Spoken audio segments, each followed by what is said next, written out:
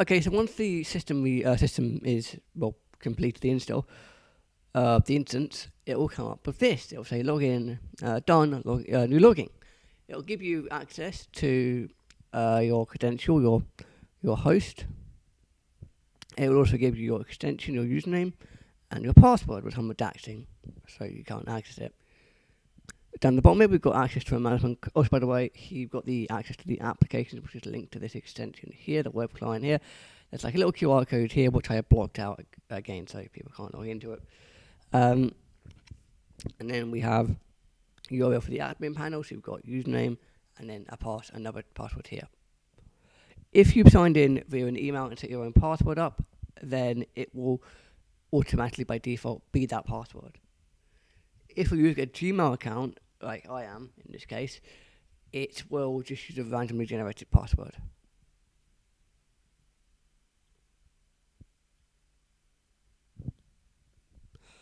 What I'm going to do now is I'm going to log in to the web client. Now what I'm going to do is log in to the admin client. So using the credential of admin and the password that was given,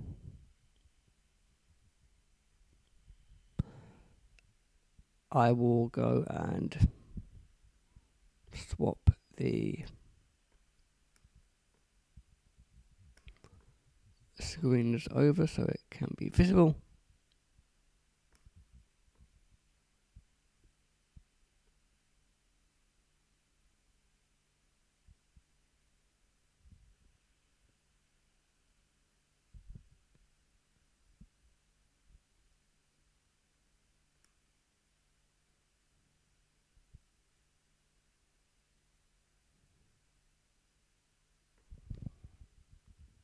And then go into. Okay, so now we're in the management console login page. The only difference of the admin console, the only real difference between two login pages is the fact that one has got management console on them, and the other one does not. The other one does not have management console. Is the user client for receiving and making phone calls.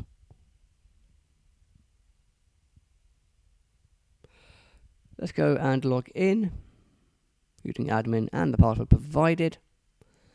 And now here we have a little prompt. We're going to basically close out that. And we're going to go and change the password. So what we're going to do is, first of all, I'm going to show you the actual extension. So the actual bit that we log into. Scrolling down and then scrolling down the page. You're going to see something called the management console. I'm going to go and show the password off because we will be changing this one in the future. Basically, by in the future, I mean now. And copy that. And then scroll all the way down. Till we see security and then find admin credentials. Paste the old password in and then set your new password. Be sure that you know your password, what you've typed in, because you're going to be immediately logged out. If you forget it, there is a way of sending a reset password to your email, and that will be done via basically typing in a incorrect password about, I think, 3 times, and then it will give you the option to reset the password, and it will basically send a generic numbers and strings of letters to the administrator email address, which can be changed in the settings.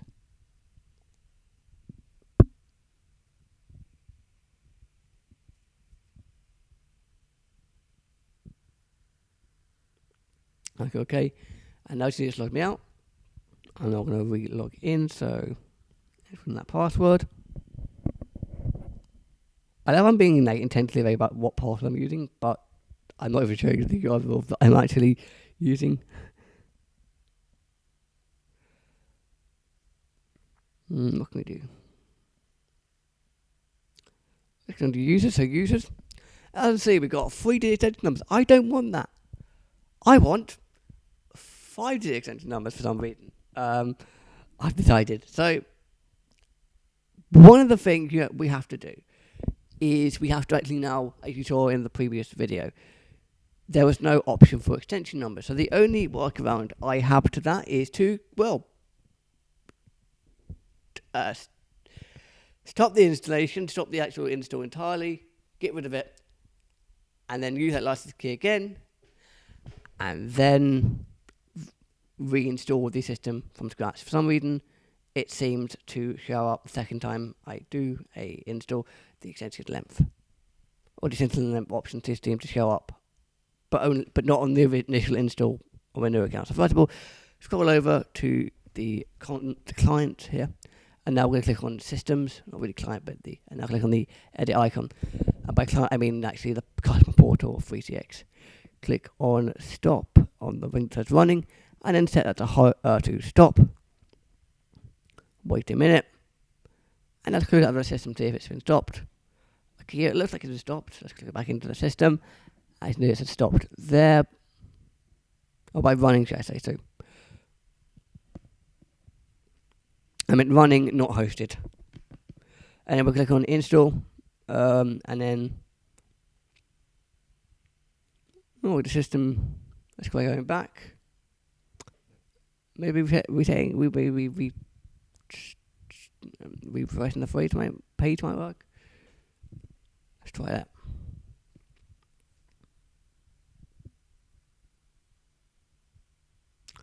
Let's try again. Hosted by 3CX. No! Hasn't worked. This is the second time. Right. Third time lucky. Okay, Twitter self-managed for some reason. Install. Hosted by 3CX. There you are. Third time lucky.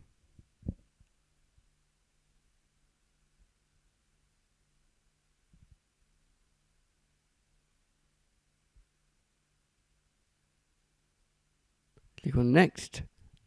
I don't have a backup. Here's the extension options. So the reason we're not going to talk from backup is basically because first we don't actually have a backup. If we did have a backup, because we're reinstalling, it's basically because we don't have. It will just basically reset the original extension length. Let's set up go for 5-digit extensions. It will basically still be 3 extensions because it will get past this part entirely. This is more than enough for us, of me, because, well, I don't need, and I'm just doing a demonstration system. Only 4 lines for inbound simultaneous calls, inbound and outbound, and also only 10 users active at one time. So, yeah, definitely a load of extensions extra. Okay, let's click on next, and then next.